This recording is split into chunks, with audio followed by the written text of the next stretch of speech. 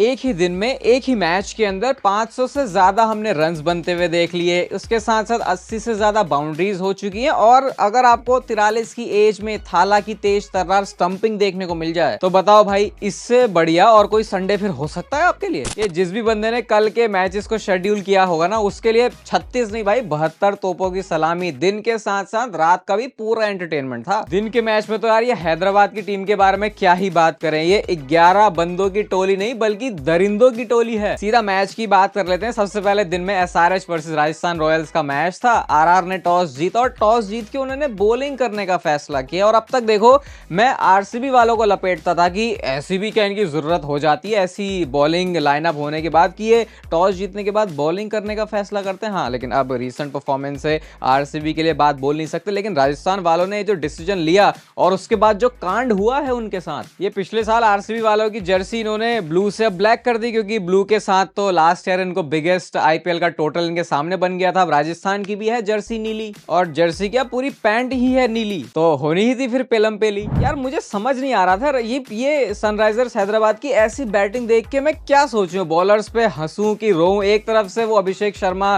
Run लेता है, चौके मारता है, स्ट्राइक चेंज होती है और ट्रेविस हेड वहां पे बैठा है फिर छक्के मारने के लिए। तो ये बॉलर्स बचेंगे कहां से भाई? मुझे कैसे भी करके निकाल मेरे भाई, मैं फंस गया हूँ यहाँ। चलो शर्मा जी तो थोड़े जल्दी आउट हो गए, लेकिन इसके बाद दिन दहाड़े होता है कत्लेआम, जब एक तरफ से हेडमास्टर और दूसरी तरफ से छोटा पैकेट बड़ा धमाका ईशान किशन की ऐसी पार्टनरशिप होती है कि सबकी बैंड बजा दी। जोफ्रा आर्चर को देख के तो ऐसा लग रहा था कि जैसे कि उनसे कोई पर्सनल दुश्मनी हो चुकी है ये सनराइजर्स हैदराबाद के बैट्समैन की। एक तो उनके पहले ओवर में 20 से ज्यादा रन पड़ गए और 105 मीटर का छक्का टांगा है उनके सामने। मुझे ये नहीं समझ में आ रहा कि ये जोफ्रा आर्चर की इमेज एक अच्छे बॉलर से ये अचानक से रन पड़वाने वाले बॉलर की तरह क्यों हो रही है, क्योंकि आईपीएल का हाईएस्ट जो अभी तक का स्पेल है वो भी जोफ्रा आर्चर ने इस मैच में दे दिया। इन दोनों दैत्यों ने मिलकर भाई पावर प्ले के अंदर ही 94 रन बना दिए और एक टाइम पे तो जो प्रोजेक्टेड स्कोर है वो 300 नजर आ रहा था। भाई ये ओडीआई और टी20 इतने आसपास कब से आ गए? देख के तो ऐसा लग रहा था कि लास्ट ईयर उनसे हो नहीं पाया था वो 300 का टारगेट, लेकिन इस बार पैट कमिंस के पूरे इशारे थे कि ये सीजन में तो ऐसा करना ही है एक ना एक बार। अब की बार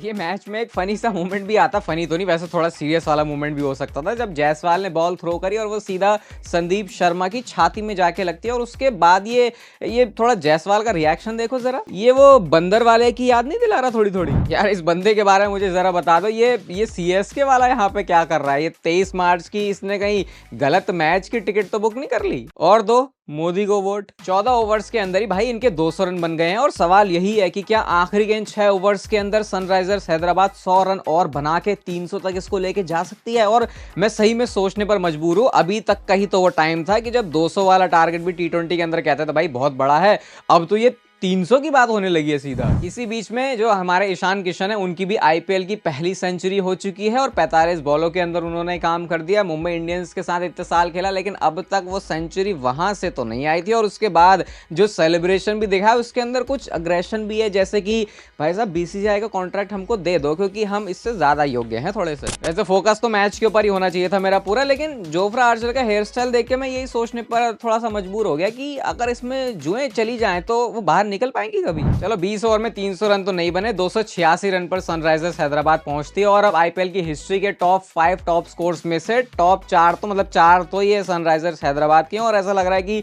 इस सीजन में एक बार और काम करेंगे और 5 के 5 फिर इनके ही नंबर है। एक बार जरा ये एसआरएच का तुम स्कोर कार्ड ही देख लो भाई, 200 से नीचे तो कोई बंदा बात ही नहीं कर रहा और ऐसा लग रहा है बिल्कुल दरिंदे ठान के ही आए हैं कि अपनी मालकिन जी के लिए तो ये मैदान को पूरा वो शमशान घाट बना के रख देंगे। तोरी कलाई न छोड़ेंगे हम तोरे बिन।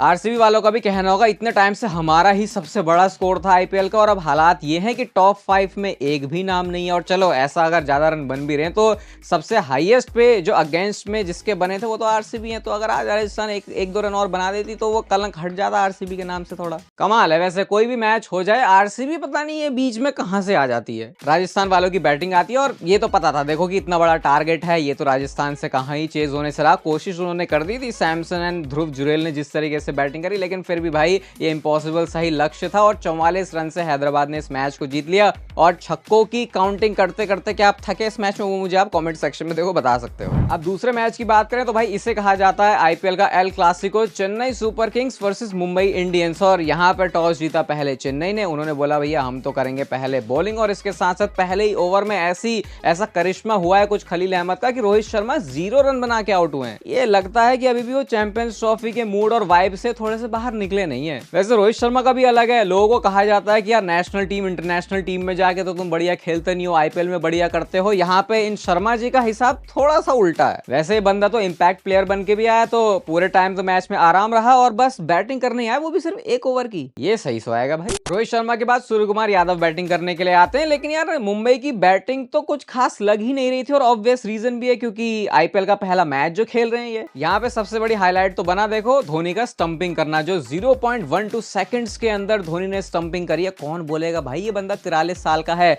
और जरा वो लोग भी मेरे सामने आ जाओ जो कहते हैं कि भाई अब इस बंदे को रिटायर हो जाना चाहिए, तो यार ऐसी स्टंपिंग देख के एक बार फिर सोच लो कि सही सोचते हो कि नहीं। इस मैच में हमको वो पुरानी वाली अश्विन और धोनी की जोड़ी भी देखने को मिल गई यार, और सही में मेरे जैसे जो चेन्नई के लॉन्ग टाइम पुराने वाले ओल्ड फैंस हैं उनकी आंखें तो बस ये नजारे देख के ही मंत्रमुग्ध हो गई। नूर अहमद ने लिए 4 विकेट्स, खलील अहमद ने लिए 3 विकेट्स, और इस तरीके से मुंबई की जो पलटन है वो ऐसे से ऐसे पलट गई। ये दीपक चाहर के रंग मुझे कोई समझा सकता है क्या? ये तो मुझे इनकी परफॉर्मेंस से ज्यादा ऐसा लग रहा था कि जैसे कि ठुकरा के मेरा प्यार मेरा इंतकाम देखेगी, वैसा कुछ मैसेज दे रहे हैं चेन्नई के फैंस को और चेन्नई के प्लेयर्स को। चाहे बैटिंग की बात करो चाहे बॉलिंग की बात कर लो, हर एक चीज करने के बाद ये जिस तरीके का बंदा सेलिब्रेशन कर रहा था देख के लग नहीं रहा मुझे कि चेन्नई से ही खेलते थे पहले। इतना गुस्सा थाला का भी मन कर रहा होगा, रख दूं इसके जाके 2 कंटाप अभी।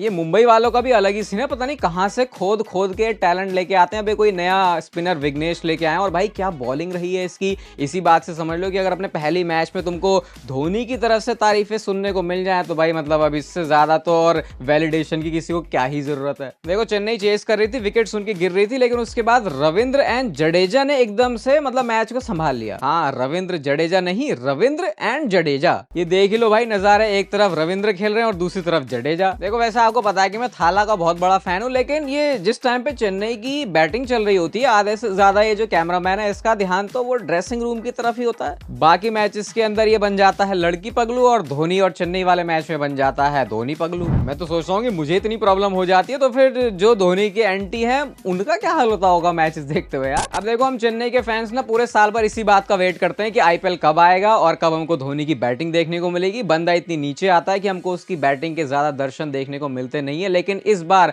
जडेजा के रनआउट से जो उन्होंने अपनी कुर्बानी करी है धोनी को मैदान पे लेके आने की, इसको मैं तो सालों तक भूलूंगा नहीं। हम चाहते थे छक्के से ये जो मैच है वो धोनी फिनिश करे, मैच फिनिश तो होता है छक्के से, लेकिन वो छक्का यार रचिन रविंद्र के बल्ले से आया है। अब मैं समझ गया था भाई ये आखिरी में कुछ बैटिंग करने का मौका मिला नहीं है, तो रचिन रविंद्र के तो अभी तक इंस्टाग्राम पे हो लिया होगा कांड। एंड गेस व्हाट, मैं बिल्कुल सही था यार। अब तक तो मैं आरसीबी वालों के फैंस को ही बोल रहा था, अब क्या ही बोलूं जब अपने ही सिक्के जो है वो ऐसे खोटे निकले। मैच के बाद हमको महेंद्र सिंह धोनी थोड़े से नोटी वाले अंदाज में भी दिखे। अब क्या हुआ भाई, अगर चहर मुंबई इंडियंस में आ गए हैं कंटाप तो अब भी रखे जाएंगे। ये जाते जाते जिस तरीके से बैट उन्होंने मारा है ये चहर के पिछवाड़े पे, मुझे तो लग रहा है कि ये बदला ही दे रहे थे धोनी भी कि भाई थोड़ा कम चिल्लाया कर, थोड़ा अग्रेशन में कम रख, अपने होश में रह थोड़ा। चेन्नई ने तो देखो अपना पहला मैच जीत लिया और जैसे कि मुंबई इंडियंस की प्रथा चली आ रही है पिछले 12 सालों से अपना पहला मैच हारने की, वो आईपीएल 2025 में भी कंटिन्यू रही। यार अब तो ऐसा लगता है कि ज्यादा शॉकिंग बात ये होगी अगर मुंबई इंडियंस कभी गलती से अपना पहला आईपीएल का मैच जीत जाए। तो देखो भाई आईपीएल में पूरे मजे की जिम्मेदारी तो हमारी है, तो उसके लिए आप यहां तक इस वीडियो को देख रहे हो तो लाइक जरूर कर देना, चैनल को सब्सक्राइब कर सकते हो ऐसे और क्रिकेट से जुड़े कंटेंट के लिए। बाकी तब तक फिर लेते रहो जिंदगी के मजे।